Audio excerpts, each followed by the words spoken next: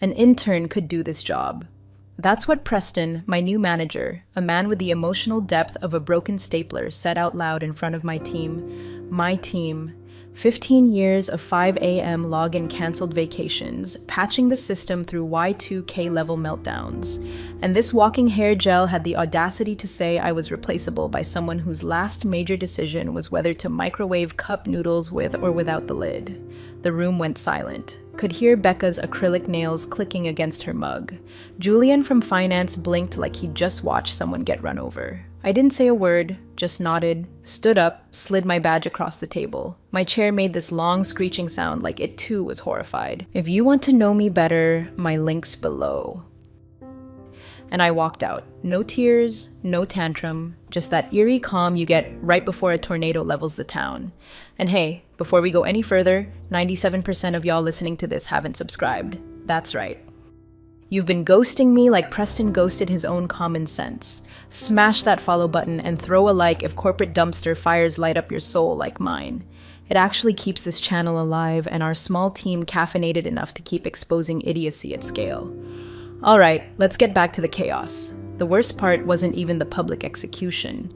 It was the look in Preston's eyes. He just conquered something. Like firing me was the start of his victory lap. He turned to the intern sitting next to him, Kimberly, barely out of college, and said, "Let's get you ramped up on Sloan's workflows. Should be straightforward." Kimberly looked like she was about to cry. She'd shadowed me for 2 days and still couldn't figure out which terminal connected to the predictive model fault. Not her fault. It was never meant to be intuitive. It was meant to be impenetrable. Had personally built most of those algorithmic modules during the data infrastructure collapse 5 years back. They weren't even documented anywhere except in my private offline logs. That system was like a feral cat. It only listened to me.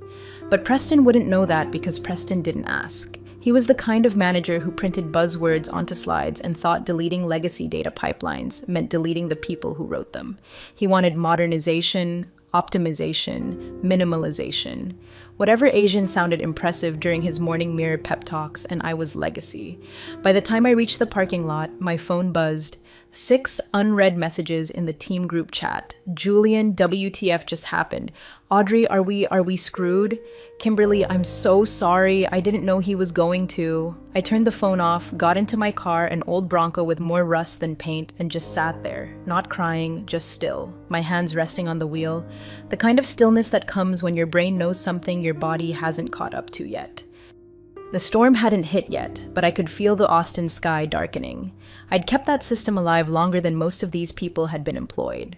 When the vendor pulled the plug 5 years ago, and the CTO had a full-blown panic attack, it was me who rewrote the algorithm to keep us compliant with federal predictive protocols, who stayed until 3 a.m. doing emergency data syncs. No one higher up ever saw.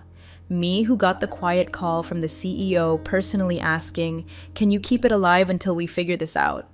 And I had quietly, steadily, like duct tape on a dam. But Preston, he just fired the duct tape, told everyone we didn't need it anymore. So I drove home, taking Mopac, windows down, let the warm Texas wind do that thing where it tangles your hair just enough to make you look like you've been in a wind tunnel. The skyline of the city behind me like a closing chapter. I didn't know what was coming next, but I knew one thing. They'd realize the truth soon. Because while Preston was handing my responsibilities to an intern who still used sticky notes for encryption keys, a very real countdown had already started ticking. And once that timer hit 0, well, let's just say the intern was going to need more than a Slack channel and a spreadsheet to keep $240 million in federal data analytics contracts from going up in smoke. The drive home felt like limbo with cup holders. I didn't turn on the radio, just white noise from the road and the occasional wheeze from my AC vents, like even the car was holding its breath. My hand stayed at 10 and 2, like I was afraid if I loosened my grip. It ripped the steering wheel off. 15 years. 15 damn years. I'd been patching that Frankenstein of an algorithmic compliance system since the initial tech boom. Nobody wanted it, nobody understood it, and yet it kept the lights on, kept our contracts clean, kept the feds off our backs. When I first took over the system, it was half-corrupted, undocumented spaghetti code duct taped to an aging server rack in a closet that smelled like stale breakfast tacos and despair. Told me not to bother learning it. We're replacing that soon. That was 2010. The system outlived 5 department heads, 2 CTOs, and 1 office goldfish. Now Preston, Vanguard Analytics' answer to a tech bro fever dream, fired me in front of my own team because he thought what I did looked repetitive. Sure, just like maintaining a nuclear reactor looks like pushing buttons until someone presses the wrong one. Pulled into my driveway just as the sun dipped behind the hill country. My neighbor was out mowing his lawn like the world hadn't just shifted sideways. I gave a half-hearted wave. He waved back, oblivious. Inside, I kicked off my shoes and opened my laptop. Not the work one. I left that fossil behind. This was my personal machine. My real terminal, the one with copies of everything I was never supposed to take home. But I knew better. It seemed too many unexpected layoffs turned into panicked 2 a.m. phone calls from former bosses begging for undocumented algorithmic fixes. I began the process, backed up all my personal logs, exported my cryptographic renewals, printed my access history from the vault, screenshot the last admin token revocation request. Click, drag, encrypt, repeat. It wasn't vengeance, not yet. It was ritual, like a soldier cleaning their rifle after getting discharged. Might never fire it again, but damn if it won't gleam when the time comes. The thing people never understood about that system. It only worked because I knew where it would break. I didn't just maintain it, I babysat its moods. I knew which error messages were real and which ones were just ghosts from a deprecated data pipeline. The system talked to me in code and timing and corrupted logs and subtle misfires. It was ugly and ungrateful, but it was mine. At 9:17 p.m., my phone lit up a known number, but I recognized the area code, Corporate HQ. I let it ring out. Seconds later, a voicemail came through. I pressed play on speaker while pouring myself a bourbon. "Hi, Sloan, this is Victoria. I'm calling on behalf of Mr. Wells. He asked me to check in regarding an unexpected departure earlier today. He wasn't informed beforehand. He's asked if you could give him a call back directly when you have a moment." The tone was polite. The undertone was, we might have just made a very expensive mistake. I set the phone down untouched. Unexpected, huh? I sipped my drink, let the oak burn settle behind my ribs. I knew what that system would do when my admin tokens timed out. 36 hours from my last login, it would enter uncustodied state. A protocol I personally wrote after the 2018 data breach would start rejecting cryptographic key sync requests, red flag the compliance logs, suspend the predictive audit trail, and once that happened, the feds would have to step in because by definition, the system would no longer be legally supervised, which meant every government data transaction, even if harmless, would become suspect. They hadn't just fired the admin, they fired the cryptographic signature. I leaned back, eyes on the ceiling, bourbon in hand, while the soft hum of my backup drive whispered its quiet goodbye. The wheel was turning now, and nothing was stopping it. First thing Monday, Preston strutted in like he just won a promotion no one offered him. Fresh haircut, too much cologne, and a smug little pep in his step like firing me had somehow cleansed the building of inefficiency. "All right, team," he said, clapping his hands in the break room like a kindergarten teacher on a sugar crash. "Kimberly and Wyatt will be dividing up Sloan's documentation workflows. It'd be too hard, just routine admin stuff." Audrey looked like she was going to choke on her overnight oats. Wyatt, the junior engineer who still called Jupyter Notebooks that black screen, visibly paled. He opened a browser and typed legacy algorithmic Sloan doc site into the search bar. Nothing came up because I never made a public site because that system wasn't supposed to be public. Kimberly, bless her heart, was already hunched over her borrowed workstation, clicking through a GUI she didn't recognize, her forehead visibly sweating. There's an error here. It says, Citadel 41 token expired, custodian undefined, and then it crashed. Preston didn't even flinch. That's just legacy noise. It'll sort it out. Keep pushing. Legacy noise. That's what he called the architecture I'd basically resurrected from a digital corpse with nothing but half-broken vendor notes and a terminal window. Legacy noise like it was a fax machine left on overnight. Thing is, that noise had teeth. Citadel 41 didn't crash. It shut the door. It only gave that error when the admin cryptographic signature went unmatched during a routine algorithmic sync. And it only did that when someone like me, someone who wrote that part of the failsafe, revoked their own credentials manually, which I had done. At exactly 8:43 a.m. at home, I logged into my secure offline backup console one last time, clicked the big red button labeled Revoke Admin Token, Sloan Vance. It prompted me with a warning. Warning, custodian token removal will initiate predictive audit lockdown within 36 hours if no replacement is assigned and verified. I clicked yes. The screen flashed, then went dark. There it was, the silent kill switch. The system would still look operational from the outside for now. It would accept inputs, it would let you poke around, but deep inside, the algorithmic verification thread had just entered a loop. A countdown, waiting, ticking. The junior engineer Wyatt, meanwhile, was Googling what custodian undefined meant. I imagined him on Reddit by lunchtime, posting something like, "Help algorithmic compliance software throwing weird errors. Boss says ignore. Should I be worried?" Oh, honey. Preston called a meeting at 2 p.m. to check in on transition progress. He sat at the head of the table, grinning like a man who thinks Tableau dashboards are foreplay. So he asked, "Smooth sailing?"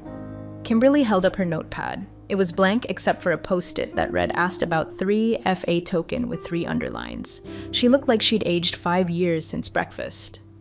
"Kimberly," he said again, voice dripping with condescension. She mumbled, "I can't get access to the Citadel. The terminal keeps rejecting my encryption keys. Did you submit the role reassignment through Access Point?" Preston asked, "Yes, but it says my role lacks historical signature parity. I don't know what that means." Preston rolled his eyes so hard I swear he sprained something. God, Sloan really overcomplicated everything. "Will escalate to IT." "Shouldn't legal be notified?" Audrey asked softly. He laughed.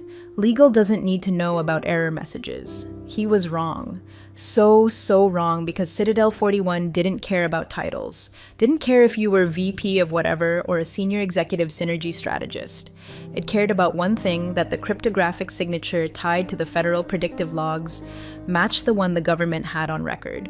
And that signature, mine, no signature, no verification. No verification, no algorithmic compliance. No compliance, no data contracts. And while Preston passed around blame like it was leftover birthday cake, I was sitting on my back porch sipping a cup of tea, watching the Texas sun go down. Inside, my personal console pinged once. A single line, custodian status, revoked countdown to lockdown. 33 hours, 12 minutes, 7 seconds, let them keep pushing buttons. The shell looked fine on the outside, but it was already hollow and it was about to collapse. The first ripple hit at 7:42 a.m. on Tuesday when the CTO Chadsworth, usually unflappable man who spoke in acronyms and kept stress balls shaped like servers, got an automated alert from the predictive bridge server, sync anomaly detected. Audit logs not verified with Federal Algorithmic Registry for 23 hours. That may sound like tech fluff to most folks, but in our world, that message is the equivalent of a check engine light flashing while the hood is on fire. You don't ignore it, you don't circle back, you stop everything and pray the next email isn't from the feds. T.O. Chadsworth blinked at the screen, scrolled, then blinked again. His fingers hovered over the keyboard like they weren't sure whether to forward the alert or delete it and flee the country. He clicked through the error tree and found the source. Citadel 41, my system. The data log stopped syncing the moment my token was revoked. He opened a trace report. The architecture still existed. It was rejecting sync commands from every backup daemon and proxy node assigned after Friday. One line kept repeating, custodian notified, signature rejected. And then, like a cherry on the panic sundae, he found my name still listed on every active data filing. My digital signature timestamped on the last verified compliance upload. No replacement custodian filed, no transition approved, nothing. Meanwhile, down in legal, Victoria. Yes. Same Victoria who called me on behalf of Mr. Wells was sipping her morning espresso and scanning the automated predictive digest when she frowned.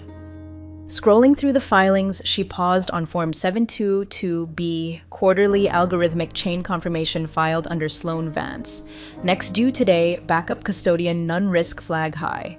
Her spoon clinked against the porcelain. She picked up the phone and dialed Preston. "Hey, looking at the quarterly analytics filings," she said voice level. "Has Sloan's custodial handover been finalized?" "Huh?" Preston was mid-coffee slurp. "Oh, that, yeah. Kimberly's picking it up. She's got it covered. Sloane's stuff was just old admin procedures. Victoria paused. You assigned Kimberly? Yes. Look, don't worry, we're modernizing. I've got a system-wide simplification plan coming next quarter. That's not what I asked. I'm telling you, I've got it under control. Chadsworth burst into Preston's office 6 minutes later. No knock, just stormed in, laptop in hand, open to the audit trace screen. Tell me you've got Sloane's handover logged with the algorithmic registry. Preston, flustered, waved him off. It's just being dramatic. Chadsworth pointed at the screen. We're not syncing. The federal system has rejected our last 3 predictive uploads. If this keeps up, they'll shut down our ability to process data under Section 932. All right, calm down. I'll get Kimberly to fix the data pipelines. Chadsworth leaned in cold and quiet. This has nothing to do with data pipelines. This is about federal cryptographic authorization. You fired the only person legally cleared to touch that system. Preston looked like a man trying to lie with his face, but realizing he left his poker face in his other suit. She was a middle-tier admin. Anyone can do that job. Chadsworth didn't even blink. Explain to legal why her name is still on every active record. Silence. At that exact moment across Austin, I was sitting at my kitchen table in sweatpants, eating dry cereal straight from the box, watching the little loading spinner on my laptop. It was almost poetic. I opened a draft email. The recipient field was already filled in. mreed@fedoversight.gov. Marcus Reed, my contact at the Federal Oversight Office.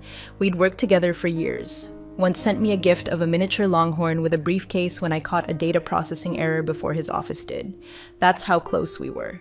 I typed one sentence. Per our custodial protocol, please see the attached transition void for your records. Attached was a single PDF, a formal confirmation that the predictive custodian role had been vacated due to employment termination with no assigned replacement. Time-stamped, digitally signed, irrevocable. I hit send. That was it. No drama, no threats, no lawyers, just a trigger. One bullet in the chamber. Back at Vanguard Analytics, legal and algorithmic compliance started to do what lawyers and risk teams do best. Panic behind closed doors while pretending everything was fine. The warning flags were stacking up. A cascade of failed syncs. A series of rejected timestamps. A dead custodian field. No fail-safe override. But Preston, he was still sipping his coffee, blissfully unaware that his empire was built on quicksand and the tide was rolling in. By nightfall, I got a delivery confirmation from Marcus's office. Read at 4:36 p.m. 3 words, no response, but I didn't need one. The system had started counting, and soon it would stop. By Wednesday morning, the building didn't hum. It creaked like the whole place had developed a nervous tic. People were walking faster, talking quieter. Phones rang a little longer before being answered. You could practically hear the servers sweating through the walls. The system wasn't down, not yet. But it had started whispering its warnings loud enough that even the clueless could tell something was wrong. First came the data invoice failures. Procurement tried to process a standard bulk renewal for secure algorithmic transport services. Feds require quarterly certification, nothing fancy. The system flagged it as unauthorized custodian signature, null. It bounced 3 times before the internal ledger locked it into review status. $1.4 million frozen in digital purgatory. Then came the emails, one from the Department of Energy's Predictive Oversight Team. Please confirm current compliance officer on file. Recent activity logs show unsigned data transfers. Another from the Office of Algorithmic Management. We are unable to verify the authenticity of your Q3 analytics filing. Has your point of contact changed? Legal started getting jumpy. Finance started twitching, and Kimberly, the poor intern turned sacrificial lamb, was now working 12-hour days trying to keep up with ghost models she didn't even know existed last week.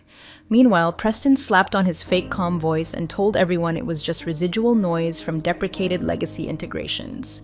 That phrase became his mantra. He repeated it in meetings like it was sage wisdom.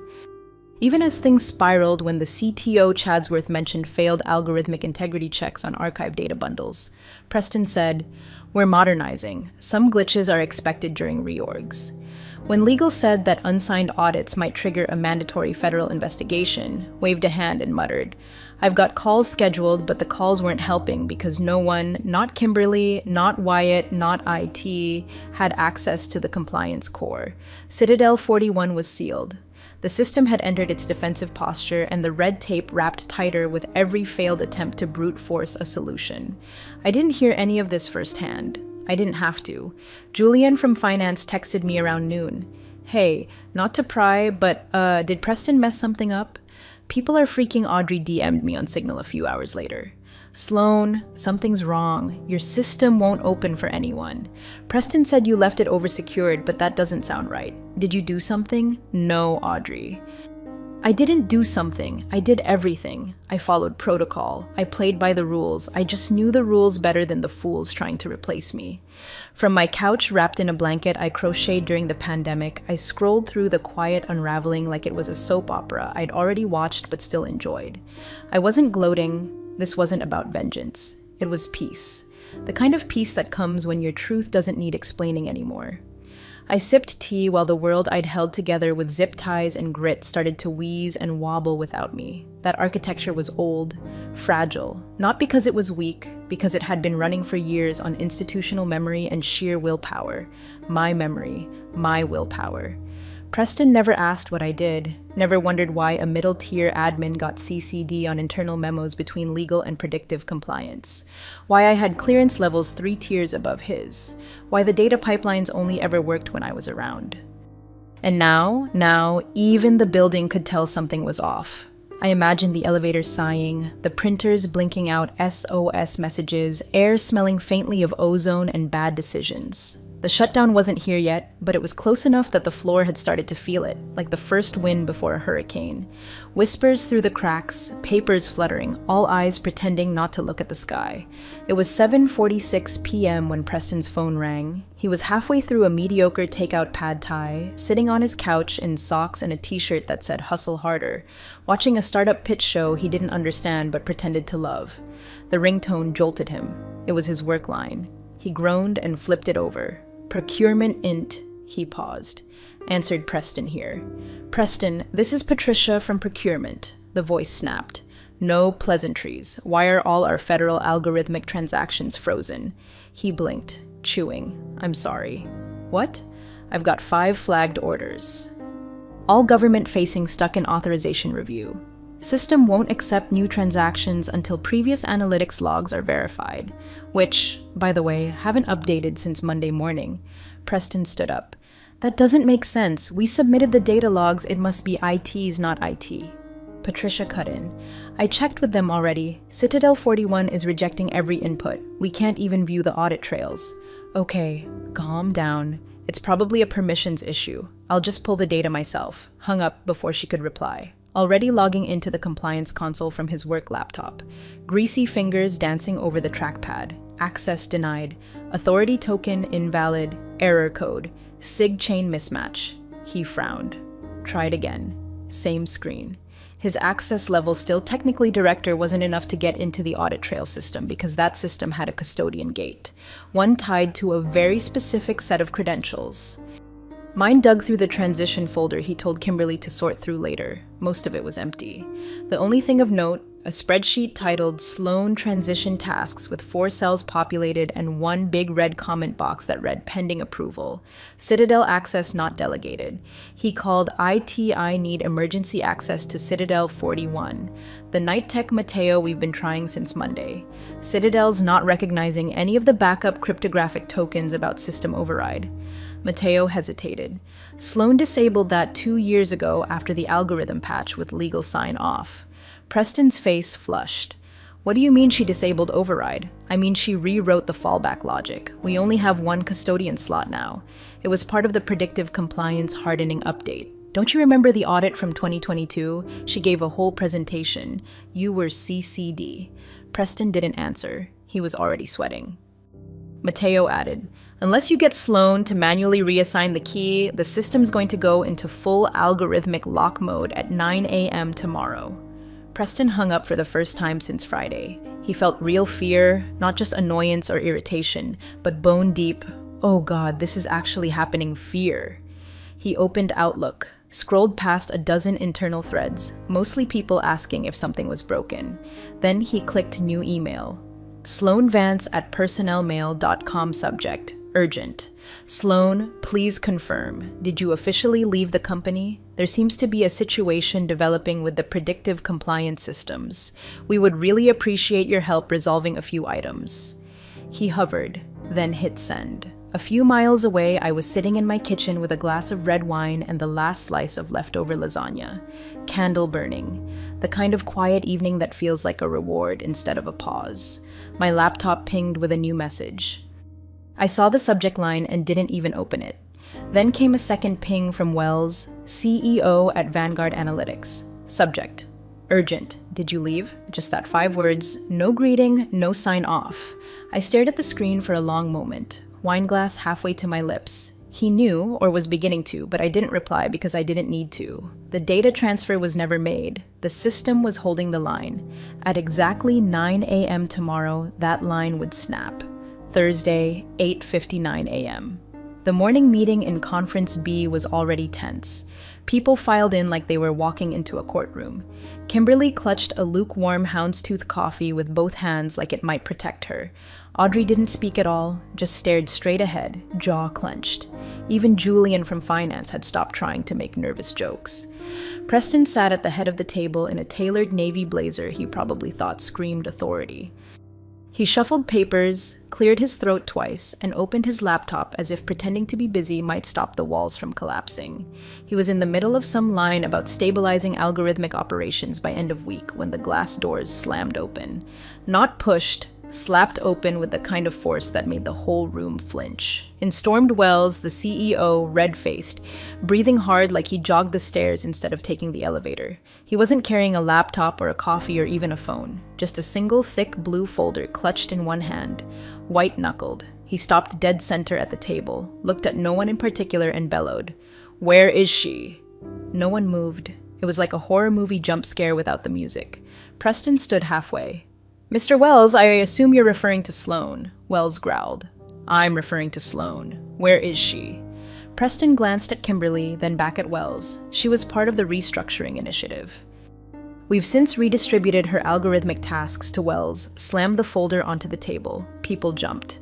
The folder burst open just enough for the top page to slide out, marked with a fat red header. "Notice of Federal Data Analytics Contract Suspension System Integrity Unverified." Audrey gasped. Kimberly dropped her coffee. Wells turned slowly toward Preston, voice low now. Razor sharp, restructured, the only person on staff certified to maintain our predictive compliance system. The one who, personally built the model that kept our $240 million in contracts from collapsing. Preston tried to recover. There was an assumption that the system had transitioned. We assigned a team, assumed. Wells snapped. "Do you assume your parachute works before you jump out the damn plane, Preston?" The room was dead silent. "Julian, God bless him," whispered under his breath. "Jesus." Wells turned back to the table and pointed to the second page. "Effective immediately. All federal algorithmic transactions are frozen. All data processing workflows have been red flagged. And we are officially under preliminary investigation for failure to maintain predictive custodial oversight under Federal Statute 932. Kimberly looked like she might cry. Audrey looked like she wanted to run. Preston cleared his throat and reached for his laptop. "Can fix this? We'll reach out. Have Sloan reauthorize access. She's under no obligation." Wells cut him off. "You fired her. You revoked her clearance. You removed the cryptographic signature without a replacement in place. She followed protocol. You didn't." Someone at the far end of the table whispered, "Wait, she was the actual predictive custodian of record." Wells turned and barked. "Of course, she was. Why the hell do you think she had higher algorithmic clearance than me on Citadel 41? 'Cause she was handpicked by me to hold that architecture together after the data vendor collapsed. She was the keystone." Preston finally sat down. No more spinning, no more buzzwords, just a man slowly realizing he'd pulled the wrong thread and now the entire quilt was unraveling in front of everyone. "Sir," he tried softer now, "I didn't know." Wells didn't look at him, he just shook his head once. "You didn't ask." And then he turned and left the room. Not a word more, not a plan, not a promise. Just stormed out the same way he came, leaving silence behind so thick it felt like the oxygen had been turned off. Back at home, I was on my second cup of coffee. Same hoodie, same quiet kitchen, news on low in the background, inbox clean, phone screen lit up again with a single line text from a number I hadn't saved. Please, just tell me how to stop this. I didn't respond because by now they weren't asking for help. We're asking for a miracle, and miracles weren't part of my job description anymore. The boardroom that afternoon felt less like a meeting and more like a funeral, except no one had the decency to bring flowers. Preston sat at the far end of the table, collar undone, eyes darting like a trapped animal trying to find an exit that didn't exist. The legal team was huddled in silence, laptops open but untouched. Predictive compliance had printed every page of the suspension notice and laid them out like evidence in a trial. Wells stood at the head of the table, hands flat, face drained. His voice, when it finally broke the silence, was a low, dangerous calm. "Preston," he said, "do you even know what her job actually was?" Preston blinked, opened his mouth, closed it, then tried again. She managed data ops reporting internal workflows, legacy documentation procedures. I thought, no? And Wells interrupted, shaking his head slowly. She was the only federally certified data custodian for our algorithmic compliance infrastructure. The only one. You fired the signature. You didn't just fire an employee. You erased our legal right to process federal data. Someone on the legal team whispered, "Jesus Christ." Wells kept going, voice rising only slightly. Sloan was vetted by the Office of Algorithmic Integrity. She passed level Roman 3 clearance when our infrastructure collapsed, and no third party could take over the predictive models. I was there when she rewrote the compliance bridge from scratch, using obsolete datasets no one else would touch. You know why we never replaced her? Preston looked up slowly, eyes wide. Because we couldn't. Wells slammed a manila folder down in front of him. Sloan's algorithmic clearance profile sealed with a federal stamp. This wasn't just an HR file. This was a national security data contract. And you signed the offboarding form like you were tossing out expired printer toner. Preston stared at the document like it might bite him. He looked pale, smaller somehow. "I didn't know," he whispered. "That's the got him problem," Wells shot back. "You didn't know. You didn't ask. You assumed. You thought she was just another quiet worker bee pushing buttons while you strutted around babbling about streamlining data models." Preston tried to stand. "We can fix it. Call her. Offer her a reinstatement. It's already been reported," snapped Victoria from legal. Her predictive custodian role was marked vacated and confirmed by the Federal Oversight Office at 4:36 p.m. Tuesday. She filed it clean, precise, by the book.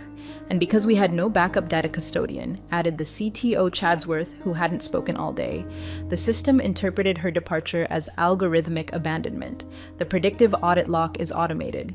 Citadel 41 began countdown the moment her encryption key hit revocation. Wells stared at the ceiling for a beat. "So what you're telling me is we're done, unless she comes back voluntarily," Victoria said, and signs a new cryptographic agreement. "Yes." "Can't we push a reinstatement form?" Preston asked, voice cracking. "It won't matter," Chadsworth replied, "not without her physical presence. She built biometric tie-ins, facial algorithmic signature, keystroke behavior. The system knows it's her. Can't fake that." Christ, no one corrected him. Wells rubbed his face and turned to Victoria. "Do we have a number for her?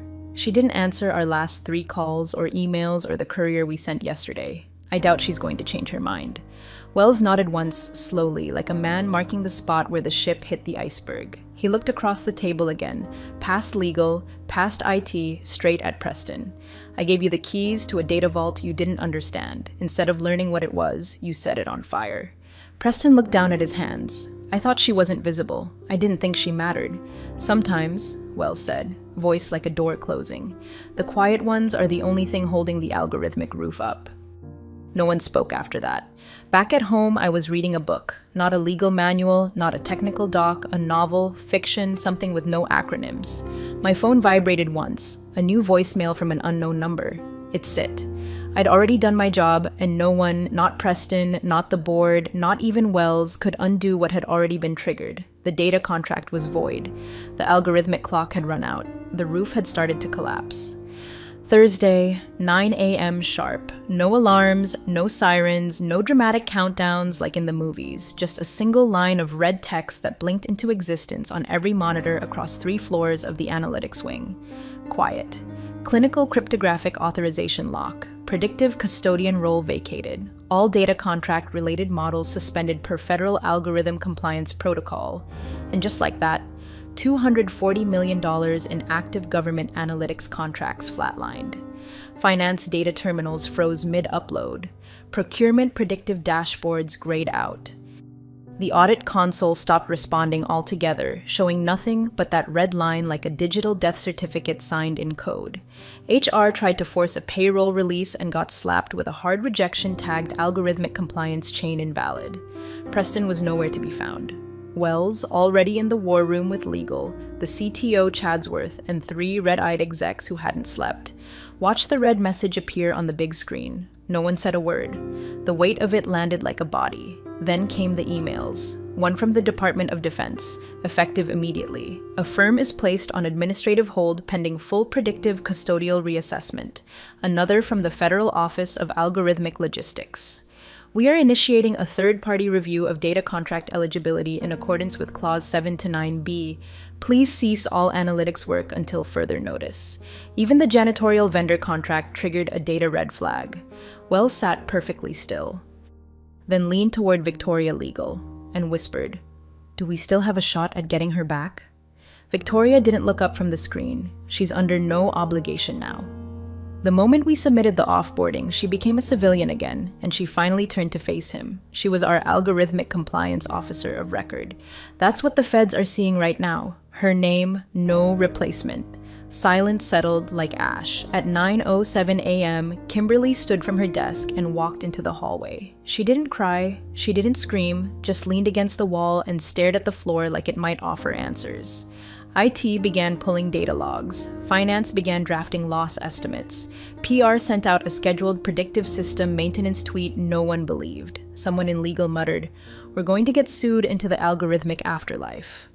But Wells, he just stared at the screen, at that blinking red banner, at the ghost of the woman he trusted, the one he never should have let HR touch. Across Austin, a quiet cafe with black tile floors and too many Edison bulbs. I sat near the window reading, just a paperback thriller I'd picked up from the used bookstore. A croissant half-eaten, houndstooth coffee cooling beside me. My phone buzzed once on the table. I glanced down. Unfamiliar number, no message, then another buzz, then a third. I didn't need to check. I already knew. They were calling because they finally understood. Not out of respect, not even regret. Just fear. Fear of the predictive models I'd held together. Fear of the silence I left behind. I picked up the phone, let it vibrate in my palm a second longer, then pressed and held the power button. Screen went black. In that moment, it wasn't revenge. It wasn't bitterness. It was something simpler, closure, because I didn't burn the bridge. I just let them walk off it and watched from a distance as the algorithmic structure they thought didn't need me collapsed under its own arrogance. You're the real stars of the corporate jungle. Thanks for watching. Hit subscribe or I'll flick the switch on your old cubicle memories.